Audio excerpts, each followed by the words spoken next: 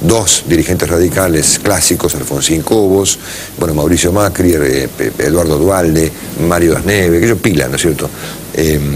Daniel Scioli, qué sé yo, eventualmente Carlos Reutemann, pero apareció uno, Solana, yo qué sé, apareció uno de golpe, ¿no es cierto? Que pues, se venía hablando como en privado en la vida política y periodística de la Argentina, pero de repente me parece que está esta noche a punto de anunciar ya formalmente que es precandidato presidencial. Me refiero a Ernesto Sanz, que rompe el dúo de dirigentes radicales previsto, ¿no es cierto? Alfonsín Cobos. ¿Qué tal, senador? Buenas noches, ¿cómo le va? ¿Qué tal, Marcelo? Buenas noches. Feliz año.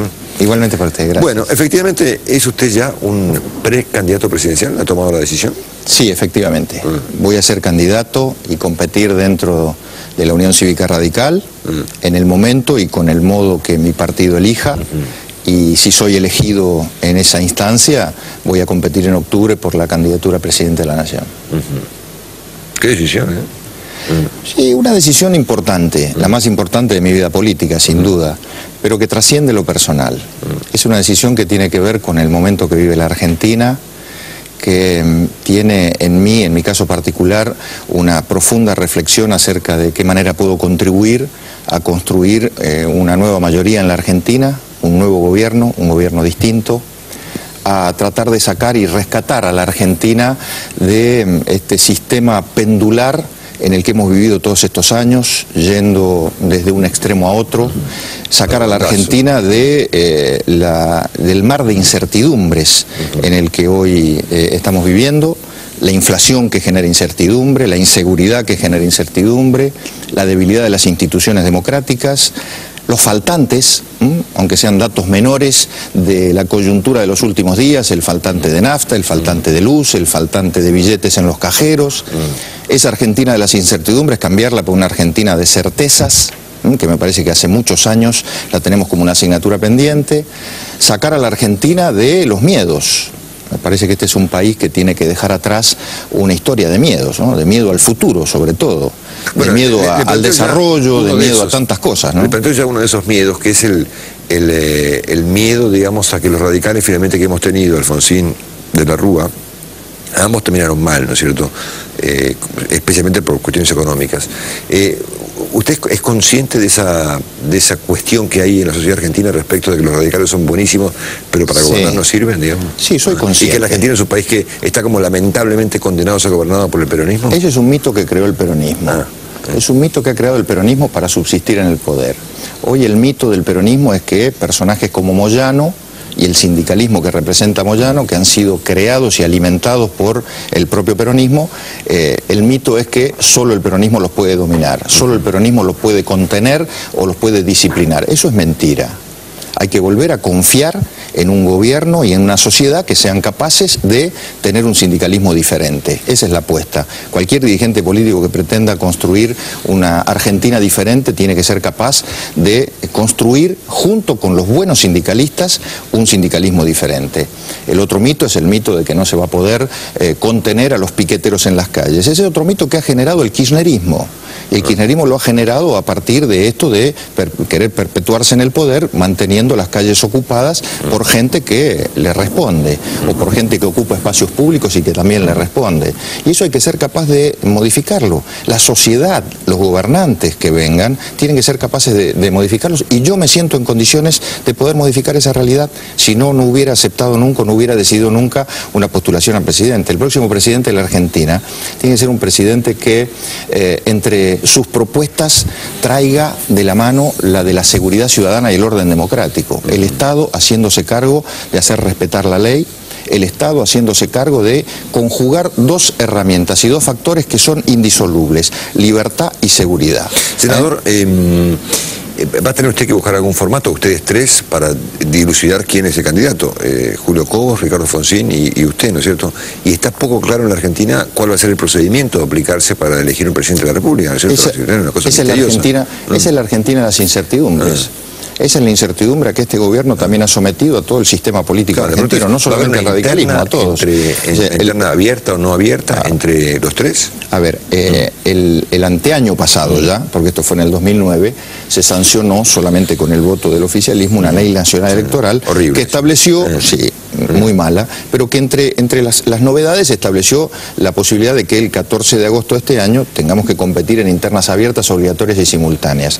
Desde el momento de la sanción de esa ley hasta hoy, el gobierno no hizo absolutamente nada para darle certeza a ese procedimiento. Más aún, no la reglamentó, y más aún todas las conductas del gobierno fueron para generar más incertidumbre. De hecho, le doy un ejemplo.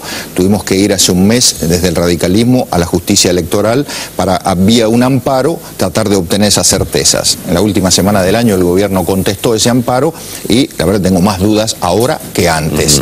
Por lo tanto, me parece que los partidos políticos es probable que recuperemos, digo es probable porque lo tenemos que definir todavía en el radicalismo, recuperemos nuestra autonomía y podamos elegir antes de agosto en internas cerradas o abiertas, eso se verá, los candidatos de cada agrupación. Nosotros en el radicalismo, insisto, lo vamos a resolver en los próximos días. Quiero recordar entonces que a partir de esta noche son formalmente 3 candidatos. Está Julio Cobos, a ver, que no puedo hablar por los demás. Lo que está claro esta noche es que yo voy a ser candidato. Bueno, y esa es una reflexión profunda que después de esa reflexión he tomado esta decisión.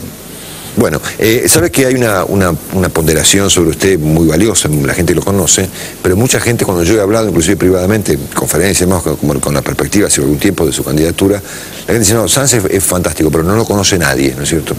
¿De dónde salió Ernesto Sanz?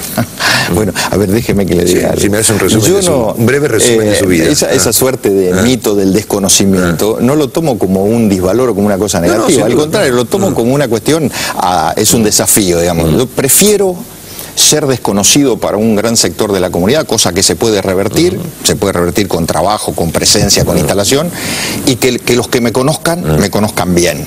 A ser conocido por muchos, pero mal conocido, ¿no? Porque de eso no se vuelve, de eso no se puede revertir. Bueno, ¿quién soy? Yo soy un abogado de 54 años, de San Rafael, Mendoza, ni siquiera de una capital de provincia, de una ciudad que está al sur, que es mi lugar en el mundo, donde tengo a mi familia, estoy casado, tengo 2 hijos. ¿Vive en Mendoza? Sí, en San Rafael. Toda mi vida en San Rafael. Fui intendente de San Rafael. Fui intendente de mi ciudad, 4 años de los más difíciles que le tocó a cualquier gobernante en un poder ejecutivo, del 99 al 2003. Fui legislador provincial, fui senador nacional y presidente de mi bloque durante muchos años. Algunos recordarán aquellos memorables debates con la actual presidenta cuando era senadora en muchas cuestiones institucionales, y desde hace un año soy presidente de la Unión Cívica Radical, un cargo que ostento con mucho orgullo porque me ha permitido trabajar en la recuperación de mi partido y poder presentarlo hoy como una alternativa a la sociedad. ¿Y va a pedir licencia como presidente del partido? Absolutamente, sí. Creo que cuando uno toma la decisión de aspirar a la máxima candidatura del país, uno tiene que comenzar con el ejemplo desde el minuto cero. Y en este caso yo no quiero ni aprovecharme de las ventajas que significa ser presidente del partido, ni tampoco que ese cargo sea un obstáculo para mi carrera o mi candidatura. Por lo tanto, voy a pedir una licencia hasta que resolvamos las candidaturas en nuestra elección, ¿no? ¿Cuántos hijos tienen? Tengo 2 hijos, un varón de 26, licenciado en Administración de Empresas, y una hija de 24, traductora de inglés. Bueno, usted que lo conoce, me imagino, por ser de la provincia de Cobos, ¿no es cierto? ¿Cómo se lleva con Cobos? Muy bien, muy bien. ¿Y usted profundo respeto en lo personal. Yo toda la vida he tratado de tener relaciones personales de respeto y de absoluta comprensión de los roles de cada uno, más allá de las diferencias políticas. Pero además en Mendoza hemos compartido muchas cosas, así como nos han dividido otras tantas, ¿no? Digo una cosa, la ley electoral que se supone está vigente, impide que candidatos que compitan en una interna luego construyan una fórmula. Exactamente. Eso sí, si estuviera vigente lo de agosto. O sea, si se aplicara la ley... Si se aplicara la ley y en agosto estuviera vigente las internas abiertas, obligatorias y simultáneas, no se puede conformar una fórmula con posterioridad. O sea, uno elige un candidato a vicepresidente y con ese va. Si gana, sigue. Si no podría ocurrir lo de Uruguay, por ejemplo. No, compiten Astori y Mujica. Es un error de la ley. Fórmula, claro. Es un error de la ley. Claro. Lo de Uruguay es un ejemplo claro. Mujica y Astori y luego transformaron el potencial de la interna en una fórmula compartida. Obvio, claro. Esto implicaría que de haber una interna de acuerdo a la ley vigente, no podría haber una fórmula, por ejemplo, Sanz-Alfonsín, o Alfonsín-Sanz, o Cobos-Sanz, o Cobos-Alfonsín. Bueno, no la podría haber si fuéramos todos agosto. Sí la podría haber si el radicalismo antes de tiempo hiciera una selección previa, y ahí sí podría conjugar los factores de la elección. Bueno, dígame, ¿qué idea tiene? Porque sabe que entre los temores respecto de la gobernabilidad de los radicales está el tema económico, ¿no es cierto? ¿Cuál es su idea respecto de la economía, de cómo se maneja la economía de un país? ¿A qué se le parecería, a qué país se le parecería la economía según Ernesto Sanz? No, bueno, hay muchos modelos de países en el mundo que han logrado un desarrollo inclusivo, una transformación de su matriz productiva, de tal manera de generar mucho crecimiento, pero extendido en el conjunto de la población hacia adentro, y a la vez han generado mercados internacionales, han generado con innovación tecnológica una permanente adecuación a los requerimientos de los mercados. Por ejemplo. Nosotros tenemos acá cerca países que les ha ido en todos estos años, en los cuales ha habido un fenomenal viento a favor en América Latina, les ha ido mucho mejor que nuestro país. Pongo 3 ejemplos: Chile, Uruguay y Brasil, cada uno con sus potencialidades, cada uno con sus diferenciaciones. A veces cuando yo escucho a la gente del gobierno vanagloriarse de los números de la Argentina, que es un crecimiento para pocos pero no un desarrollo para todos, a mí no me gusta comparar esos números con la crisis del 2001-2002, a mí me gusta compararla con lo que ha pasado en los países aledaños. Y entonces uno ve cómo, sin tasa de inflación como la que tiene la Argentina, sin concentración de la riqueza como ha tenido la Argentina, y sin un aparato productivo obsoleto como el que tiene la Argentina, Brasil, Chile y Uruguay han aprovechado esas oportunidades y hoy tiene una expansión fenomenal. Brasil incorporó al mercado a 25 millones de excluidos. Uruguay está generando hoy con la exportación de carne mucho mejores resultados que la Argentina, que Uruguay siempre fue un apéndice nuestro en este tema.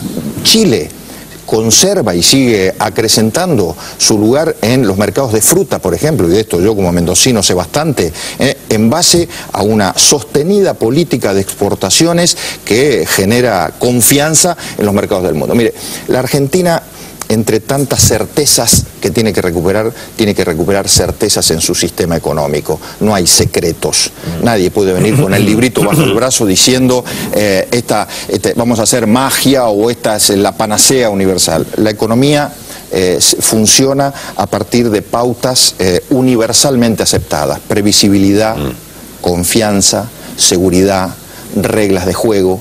Un gobierno que aliente la inversión, un gobierno que, en lugar de permitir la fuga de 60.000 millones de dólares, como han ocurrido acá en la Argentina en los últimos años, aliente que esos 60.000 millones de dólares lleguen para generar un shock productivo, como Brasil. Esta es la diferencia.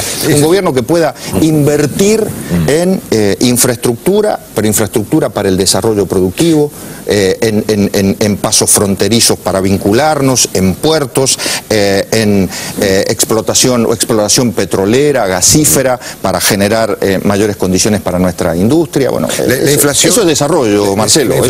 ¿La inflación es mala palabra para Ernesto Sanz? Sí, a ver, la inflación como un fenómeno racional, manejable,